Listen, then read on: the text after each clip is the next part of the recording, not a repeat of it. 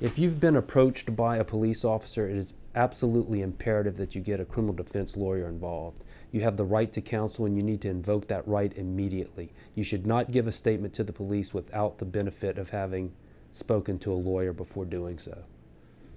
All right, so what are your rights? The citizens of Louisiana have the right to go about their daily lives without police or law enforcement intervention. The law is that if a police officer reasonably suspects that you may be engaged in some type of criminal activity, he or she has the right to demand of you your identification and ask you what it is that you're up to. If you find yourself in that situation, what are your rights at that point? Well, you have, first of all, the right to remain silent. You've probably heard in television cop shows, the police officers advising someone of their Miranda rights, that you have the right to remain silent, that anything that you say can and will be used against you in a court of law. You have the right to counsel.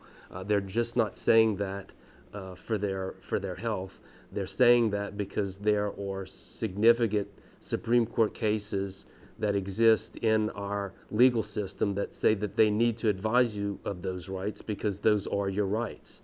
I often tell clients, it doesn't do us any good to have rights if we're not going to exercise them. And so that right to remain silent is a right that you have, and it means exactly that. You don't have to answer any questions. You also have the right to an attorney.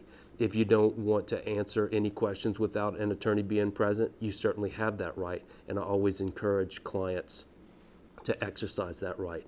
Never answer questions of a police officer or law enforcement agent without having an attorney present to assist you at the very least.